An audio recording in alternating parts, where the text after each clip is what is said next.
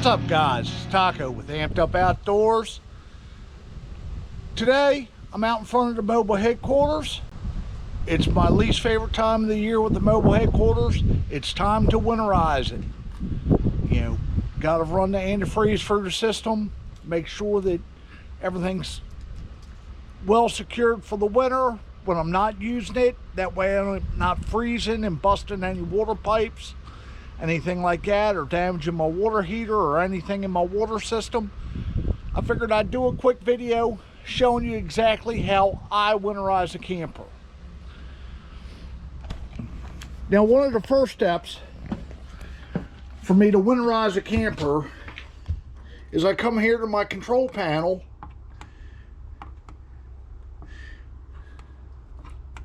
and just kind of make sure my tanks are empty. Especially that freshwater tank. If you use your freshwater tank at any time, you know, make sure you drain that down. A water heater. Right here is the drain cap from my freshwater tank. Right here is the drain from my water heater. It's 1 1/16". This is also a sacrificial anode. So I'm going to remove that and I'm going to leave that out all winter. So you just basically unscrew that. I just use an 1 1/16" socket to kind of break it loose. Now that one had some pressure on it, so we just made a big mess. Again, right here is the Anode Rod / drain plug. It's a sacrificial anode. That way any corrosion in the water attacks this rod versus attacking the tank of the water heater. Normally, every other season I end up replacing it. Sometimes it's as frequent as once a season. But right now that one's in pretty good shape. So I'm gonna put that right there. Like I said, the water's done drained out of my water heater. Before you drain your water heater, if you hit this valve right here, that's your pressure relief valve. That'll stop you from making the big splash like I just did. So now I've drained my water heater. My next step is going to be to put my water heater into bypass mode. Now I know on the outside of my camper, my water heater is right behind this panel. Right here.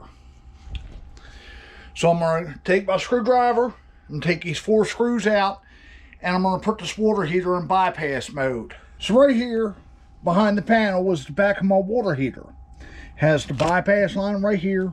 If I turn these valves, one at the top, one at the bottom, that's going to stop the antifreeze from going into the water heater here. It's going to make it just wrap this loop and then go out my hot water line. Now there's several different bypass valves. Some have 3 valves, some have 2 valves, some only have 1 valve. So if you get to the back of your water heater and it doesn't look exactly like this, just stop, Google water heater bypass valves, and it'll bring up pictures of each. I know with the 3 valve, you close the bottom, you close the top, and you open the middle. With the 1 valve, normally you just turn that the opposite way, and that's going to put that into bypass mode for you. You don't want to fill that water heater with antifreeze. One, you're going to require probably 8 gallons of antifreeze to winterize, where I'm going to get by with 4. And 2, it's very, very difficult to get all the antifreeze out of the water heater. The next step is going to be locating where your water pump is. Pretty simple to do. If you're not sure where your water pump is, go to your control panel and hit your water pump switch.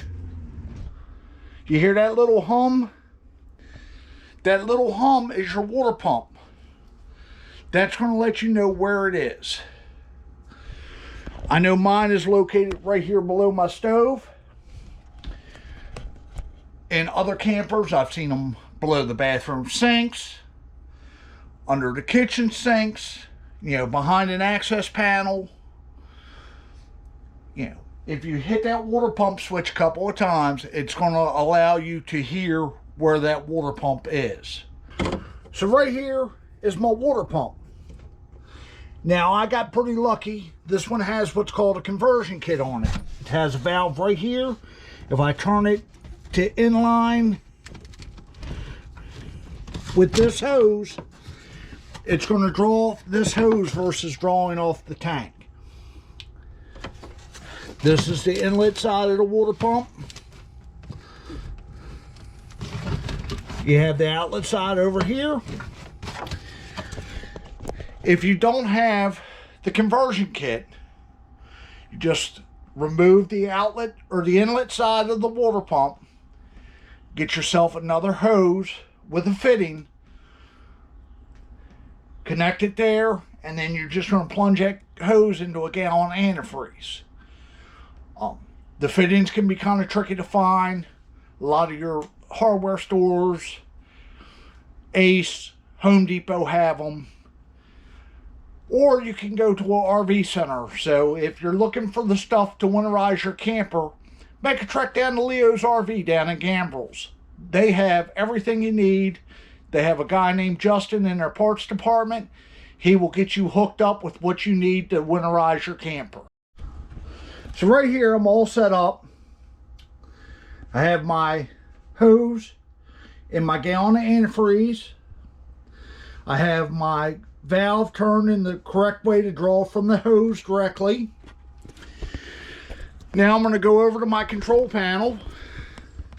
I'm going to turn my water pump on. You can see it's drawing down that water, or that antifreeze, till it pressurizes. Now I'm going to come to my sink faucet, turn the cold side on, and I'm going to run that until I get a good steady stream of that pink juice coming out. Now I like to do the cold side on everything and then go back and do the hot side on everything. It's handy to have two people on this. One person to watch the jug so the jug doesn't get empty and it starts sucking air, while the other one's running around doing all the valves.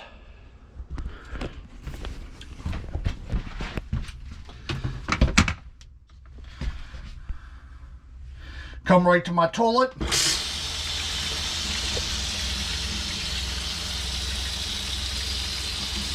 As you can see, I'm getting a nice steady stream of pink.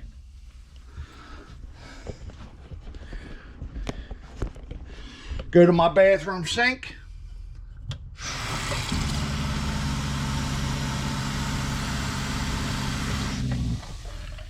Get the nice steady stream of pink. I'm getting a little low on antifreeze here, so I'm going to switch my jugs out.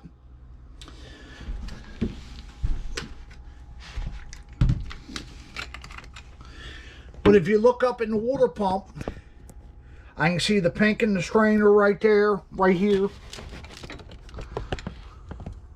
It's nice and pink. That lets me know I got antifreeze in there, and that's not going to freeze and break on me. Now, another question I always get is, what about the last quarter of a gallon that's in that jug?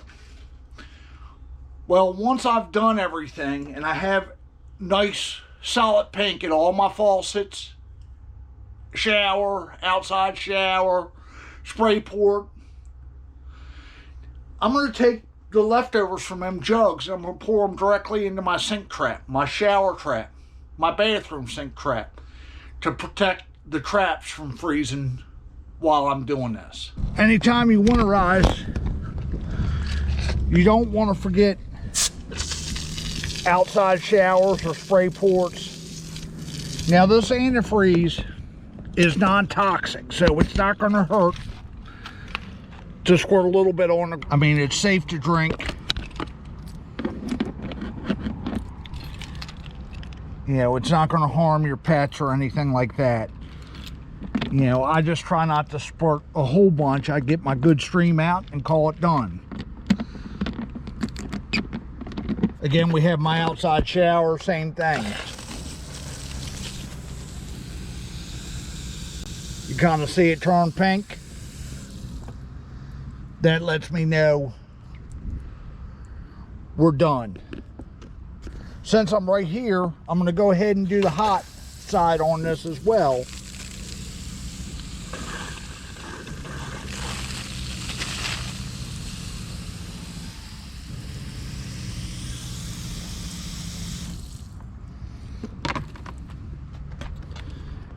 Now I have, that shower is winterized. I just switched to my 3rd gallon. I'm doing my hot sides now. See, it gets kind of light. Then we're going to start getting nice and pink again.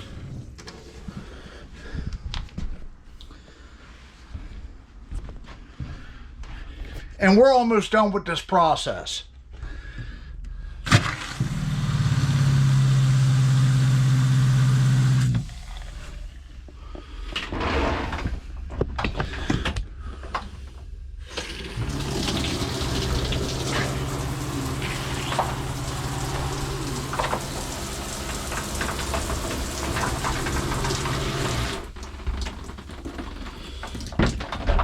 So right now,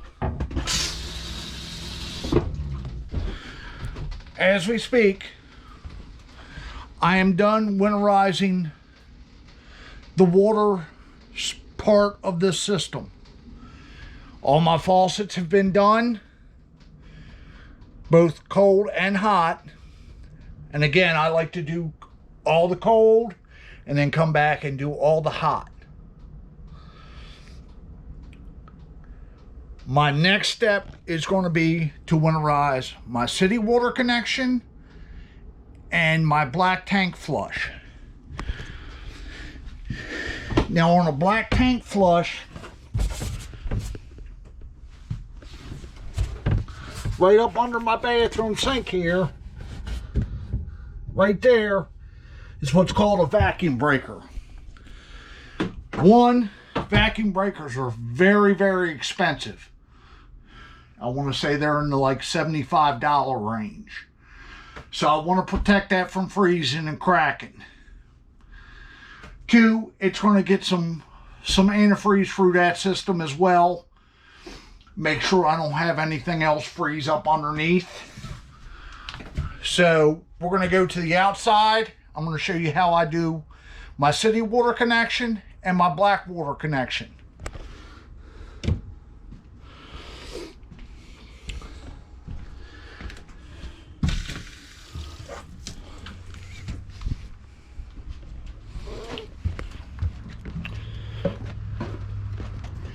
So right here, I have my city water connection. Inside it has a little screen to protect from debris.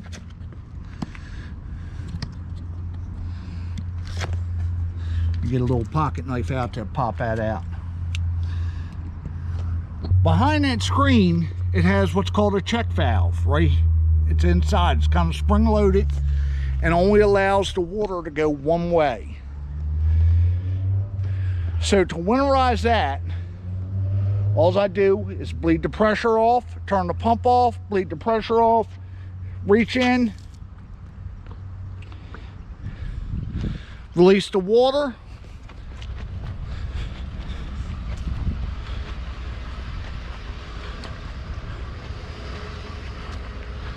if you had 2 people, this is a lot easier because one person can hit the pump while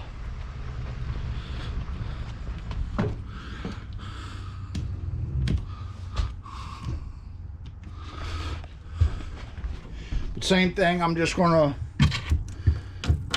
bleed off a little bit,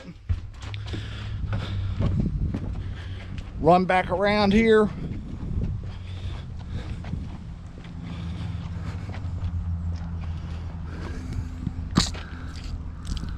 and I have nice pink juice coming out of there now as well.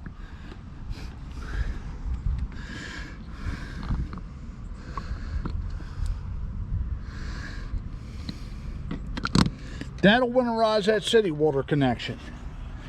My black tank flush, which is right here and looks very similar, you actually have to hand pump it through.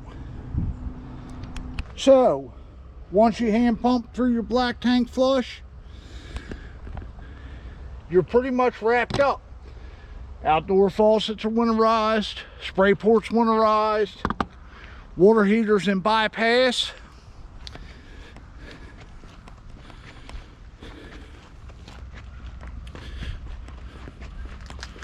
All my interior stuff is winterized.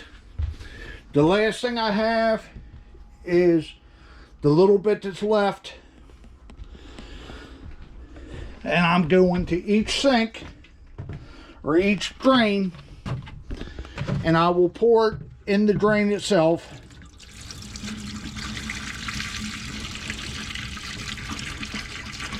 To protect my traps.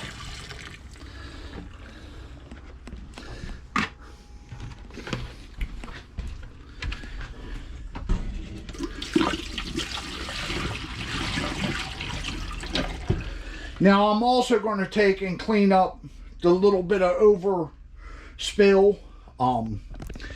That pink antifreeze does leave residue. If you let it sit there and dry, it's not going to stain, but it will leave a pink residue that you'll have to scrub off. So I got one quick follow-up as I put the mobile headquarters to bed for the winter. One, get yourself a good toolkit. Make sure you've got a number 2 square drive screwdriver in your toolkit. 2, if you need to make your own winterization hoses and you can't find what you need, don't forget your local RV dealership like Leo's to make up winterization hoses. They'll also have all the antifreeze. Like I said, if you go down to Leo's, tell Justin Taco sent you down. He'll know who you're talking about. Guys, enjoy. Again, I hope you guys enjoyed this one on how to winterize your camper. If you take your time, kind of go through step by step like I just did, it is pretty easy, and it will save you a headache come next spring when it's time to start camping. Also have a big announcement. Taco has become part of Team Shredfin Fishing. So get online, check them out. If you see anything you like in the catalog, it's mostly apparel, hats, stuff like that. You see something you like, use the code SHRED15. You will get 15% off. I will keep you posted and updated as to what else we're going to do with them. But I hope you guys enjoyed this one. Take some time, check out that Shredfin Fishing, and we'll see you on the next video.